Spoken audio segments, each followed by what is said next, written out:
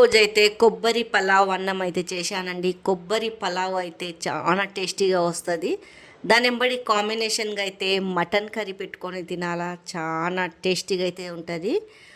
పిల్లలైనా పెద్దోళ్ళైనా ఒక ముద్ద ఎక్కువైనా తినేస్తారు ఈ విధంగా చేస్తే. దాని వెంబడి మరొక కాంబినేషన్గా చికెన్ కర్రీ కూడా చేసుకోవాలా. టేస్ట్ మాత్రం అదిరిపోతుంది. ఏ హోటల్కి పోయి తిన్నా బాగుండదు. మనం ఇలా ఇంట్లో ప్రిపేర్ చేసుకొని తింటే మరి అడిగి అయితే చేపించుకుంటాను. దీని ప్రాసెస్ ఎలా చేశానో చూపిస్తాను. వీడియో మాత్రం స్కిప్ చేయకుండా. ఫస్ట్ ఒక గిన్నె పెట్టుకొని దాంట్లో నూనె అయితే వేసేసుకున్నాను.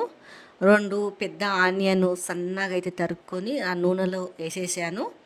దీన్ని మంచిగా రెడ్గా అయితే ఫ్రై అయితే చేసుకుంటాను. బ్రౌన్ కలర్లో వచ్చే వరకు అయితే ఫ్రై అయితే చేసుకుంటాను. అప్పుడే అనేది టేస్ట్ వస్తుంది. పైనుంచి కొద్దిగా నెయ్యి వేసుకున్నాను. ఇలా వేసుకొని 2 మంచిగా ఫ్రై అయితే చేసుకోవాలి. కొద్దిగా నెయ్యి వేస్తే మంచిగా వాసన వస్తుంది. అందుకే నెయ్యి అయితే వేసాను. ఇలా మంచిగా బ్రౌన్ కలర్లో వచ్చేసాక తర్వాత పట్టా, లవంగాలు, ఇలాచీలు నేను మిక్సీలో అయితే రుబ్బేశానండి. మిక్సీలో రుబ్బుకుంటేనే జర బాగుంటుంది. ఇదైతే వేసేసాను. వేసాక ఒక్క 2 నిమిషాలు ఇలా కలుపుకున్నాక కొత్తిమీర, పుదీనా, 4-5 పచ్చిమిర్చి పేస్ట్ అయితే పట్టుకున్నాను. అది దీంట్లో అయితే వేసేసాను. ఇక పచ్చివాసన పోయే వరకు ఇవి మంచిగా అయితే వేపాల. ఇలా కొద్దిగా సిమ్ము మంటనే పెట్టుకోవాలా. బాగా మంట పెట్టుకుంటే మాడిపోతుంది. సిమ్ము మంట మీదనే వేసేయాలా. ఈ మొత్తము ఆకులదైతే పచ్చివాసన అయితే వెళ్ళిపోతుందండి. కొత్తిమీర, పుదీనా గిట్లా పచ్చిమిర్చి వేసాము కదా, ఆ పచ్చివాసన అనేది వెళ్ళిపోతుంది.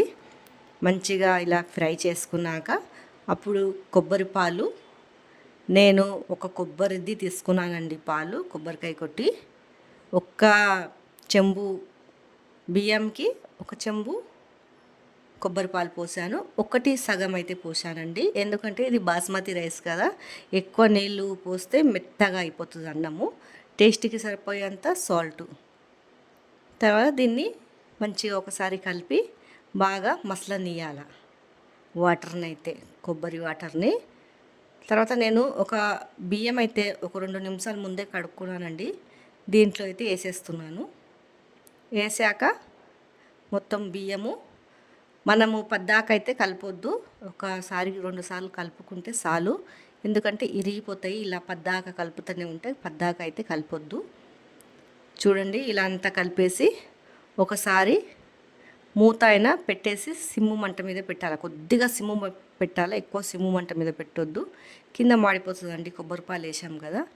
ఈ విధంగా అయితే మరొకసారి అయితే కలుపుకుంటున్నాను. చూడండి ఇలా చాలా టేస్ట్ అయితే అవుతుంది ఈ కొబ్బరి పాలతోటి పలావ్. చూడండి ఈ విధంగా అయితే ఉడికిపోతుంది. కొద్దిగా సిమ్ము పెట్టేయాలన్నమాట ఉడికేటప్పుడు.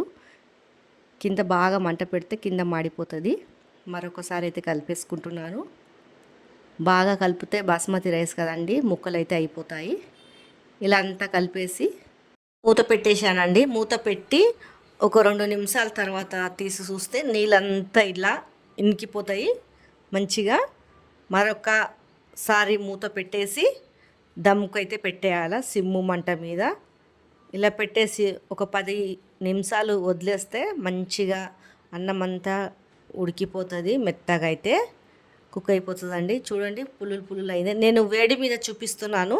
చల్లగా అయ్యాక అయితే మొత్తం మంచిగా పులులు అవుతాయి ఈ బాస్మతి రైసు. ఇలా చేసుకుంటే చూడండి ఎంత మంచిగా అయ్యిందో.